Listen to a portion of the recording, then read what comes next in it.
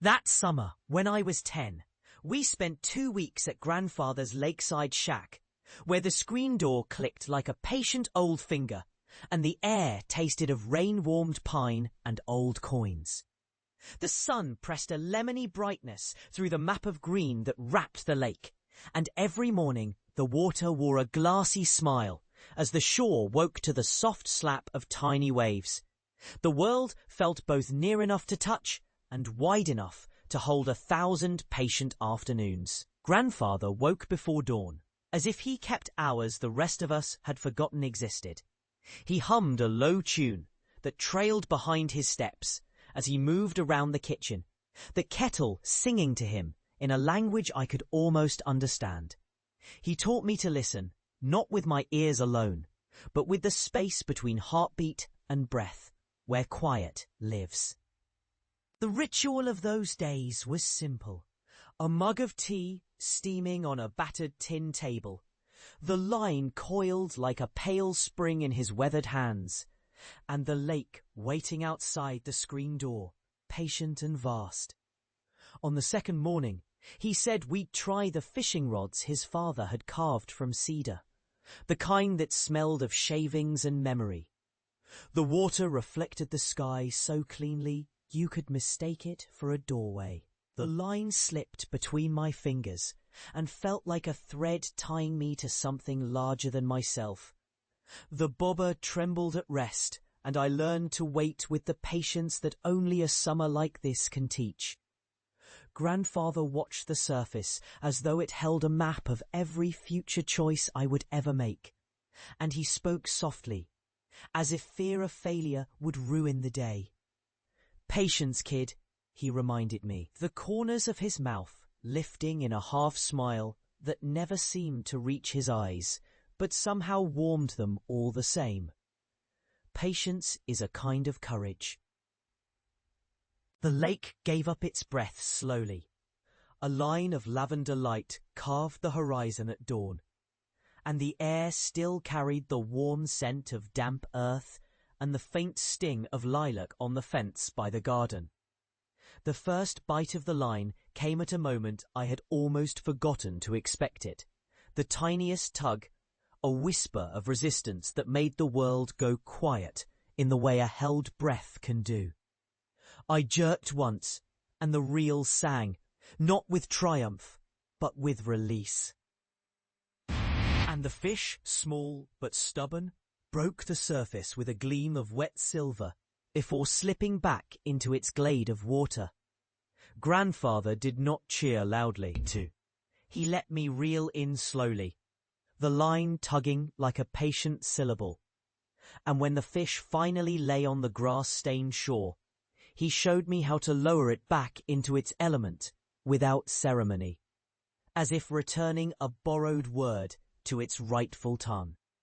Then he set the fish back into the lake and watched the ripples widen outward, circles upon circles, until the water carried back the memory of us, and nothing more.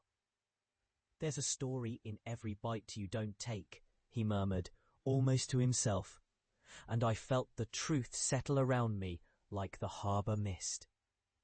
That afternoon, after he cleaned the catch and we rinsed our hands in the cool water of the wash bucket, I wandered toward the lilac hedge behind the shack.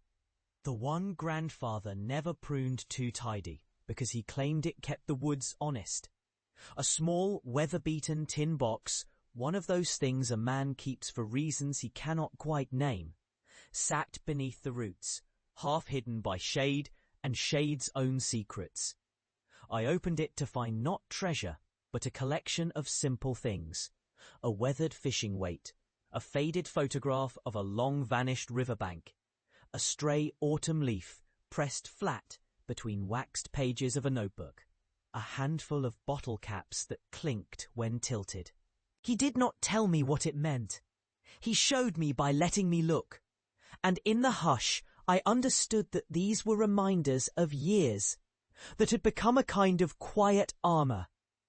We kept the memory of that afternoon, as if it were a small garden tucked away in winter, not tended with great ceremony, but watered with memory often enough so it did not forget how to bloom. Grandfather's chair remained a throne of sorts on the porch, and I sat there with him in the long evenings when the cicadas spoke in their patient language, and the sky turned the colour of a soft, well-loved velvet. He spoke then about the days when the lake had been rough with storms, and the road back to town had seemed a long, uncertain line. And he spoke of the choices people make when fear presses in. The choice to wait, to listen, to hold on even when the current wants to pull you away. I learned in those evenings that bravery is often a quiet thing, practiced in patience and gentleness more than in loud acts. In the memory's quiet, I learned to notice how a place holds a person's attention. The way grandfather's hands remembered the old songs of his youth. The way the kettle's steam curled toward the ceiling in a small, forgiving plume. The way the lake's surface kept a perfect, patient mirror of the sky, even as it grew dark and the fireflies began their patient sermon of light. It was not a single grand event, but a texture of mornings that arrived with a soft insistence, of afternoons measured out in the careful business of waiting and listening, of evenings that closed with a sense of belonging that did not need to shout to be heard. That summer shaped who I would become in ways I could not name at 10, except to say that it taught me to value the ordinary as a steady flame against fear and disappointment. Later, when life demanded I show up for others, when the garden of my own days needed tending with quiet hands, I carried the lake's slow wisdom with me. The belief that the best the heart can do is sit with another person long enough for the fear to loosen its grip, to let a small truth emerge, perhaps the very one grandfather spoke into the air on those evenings, that happiness does not demand spectacle, only a patient, faithful presence. Now I am old enough to taste time in the back of my mouth, to hear the echo of that summer in the creak of a nearby chair and in the way the air on a hot afternoon can still smell of rain and resin.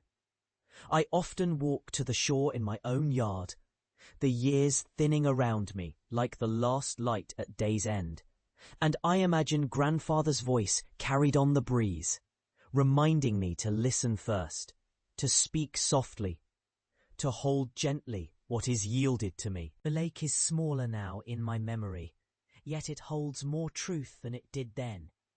A reminder that a life is not measured by the triumphs that blaze for a moment, but by the slow, faithful letting go, and the patient love that remains, even after the day's last light has fallen.